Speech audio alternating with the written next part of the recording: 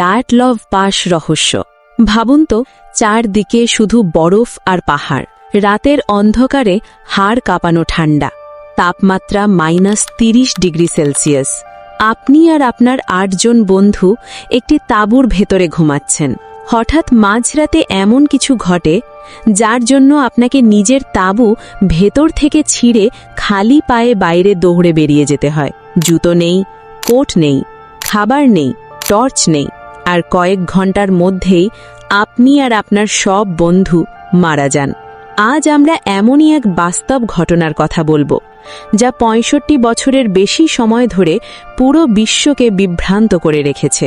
এই ঘটনাটির নাম Dyatlov pass রহস্য। ঘটনাটি শুরু হয় 1959 সালে সোভিয়েত ইউনিয়নের উরাল পর্বতমালায়। উরাল পলিটেকনিক ইনস্টিটিউটের 9 জন তরুণ ছাত্রছাত্রী একটি শীতকালীন অভিযানের পরিকল্পনা করে। এই অভিযানের নেতৃত্বে ছিলেন 23 বছর বয়সী ইগর ডায়াটলভ। সে ছিল শান্ত, বুদ্ধিমান এবং খুবই অভিজ্ঞ হাইকার।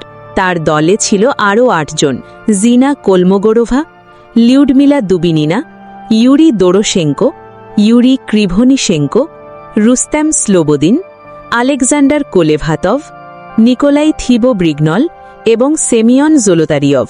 সবাই তরুণ, সবাই সুস্থ, সবাই আগেও বহু কঠিন পাহাড়ি অভিযান শেষ করেছে।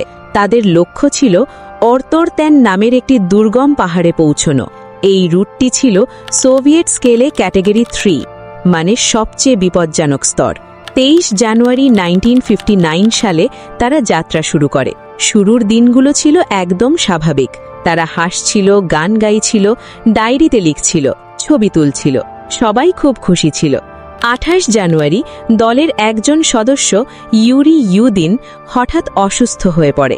তার শরীরে এত ব্যথা হচ্ছিল যে সে আর সামনে এগোতে পারেনি। কষ্টের সঙ্গে সে তার বন্ধুদের বিদায় জানায় এবং ফিরে যায়। সে জানত না এই বিদায়টাই তার জীবন বাঁচিয়ে দেবে। বাকি 9 জন এগিয়ে যায় তুষার ঝড় আর পাহাড়ের ভেতর দিয়ে।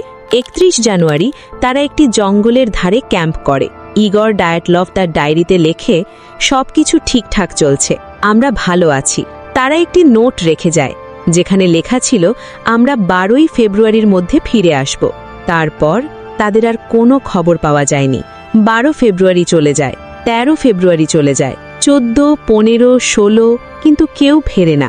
শেষ পর্যন্ত তাদের পরিবার আর বন্ধুরা উদ্ধার অভিযান শুরু করায়। 26 ফেব্রুয়ারি একটি সার্চ টিম পাহাড়ে তাদের তাঁবু খুঁজে পায়, কিন্তু দৃশ্যটা ছিল ভয়াবহ। তাঁবুটি ছিল ভেতর থেকে ছেঁড়া, মানে তারা দরজা দিয়ে বের হয়নি, তারা নিজেরাই তাঁবু কেটে বেরিয়েছে। ভেতরে সব জিনিস পড়েছিল, জুতো, কোট, খাবার, ক্যামেরা, কিন্তু মানুষ নেই। তাঁবু থেকে খালি পায়ের ছাপ দেখা যায়। ছাপগুলো ধীরে ধীরে জঙ্গলের দিকে চলে গেছে, মানে তারা দৌড়ায়নি, তারা হেঁটে গেছে। কিন্তু কেন কেউ -30°তে খালি পায়ে হাঁটবে? জঙ্গলের ধারে একটি পোড়া আগুনের জায়গা পাওয়া যায়। সেখানে পড়েছিল ইউরি দোরোশেঙ্কো আর ইউরি ক্রিভনিশেঙ্কো। তারা প্রায় নগ্ন, হাত পা পোড়া। মনে হচ্ছিল তারা আগুন জ্বালিয়ে নিজেদের গরম করার চেষ্টা করেছিল। জঙ্গল আর তাঁবুর মাঝখানে আরও 3টে দেহ পাওয়া যায়: ইগর ডায়াটলভ, জিনা কোলমোগোরোভা আর রুস্তেম স্লোবোদিন। তারা যেন তাঁবুর দিকে ফিরে যাওয়ার চেষ্টা করছিল। সবাই ঠান্ডায় জমে মারা গেছে। কিন্তু রহস্য এখানেই শেষ নয়। 2 মাস পর বরফের নিচে আরও 4 জনের দেহ পাওয়া যায়: Lyudmila Dubinina, Nikolai Thibeaux Brignolle, Semyon Zolotaryov এবং আলেকজান্ডার কোলেভাতভ। এদের আঘাত ছিল ভয়ঙ্কর। একজনের বুকের হাড় চূর্ণ, একজনের খুলি ফেটে গিয়েছিল। লিউডমিলার জিওভানি চোখ নেই, কিন্তু আশ্চর্যের বিষয়, ত্বকে কোনো কাটা দাগ নেই, মানে কেউ আঘাত করেনি। কয়েকজনের পোশাকে তেজস্ক্রিয়তা পাওয়া যায়। কেন? কোথা থেকে এলো এই রেডিয়েশন? সরকারি তদন্তে বলা হয় এক অজানা শক্তি তাদের মৃত্যুর কারণ। ফাইল গোপন করে রাখা হয় প্রায় 30 বছর।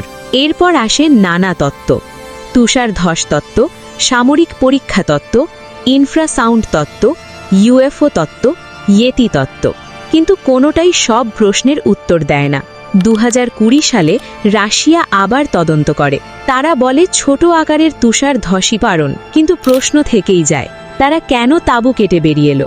তারা কেন খালি পায়ে পালালো? তেজস্ক্রিয়তা এলো কোথা থেকে? জিওভা গেল কোথায়? আজও কেউ নিশ্চিত নয় সেই রাতে আসলে কি ঘটেছিল। 9 জন তরুণ, একটি অভিযান, একটি রাত আর একটি রহস্য যার সমাধান আজও নেই।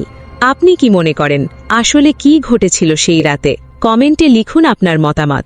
এমন বাস্তব রহস্যময় ভিডিও পেতে আমাদের চ্যানেলটি সাবস্ক্রাইব করে রাখবেন।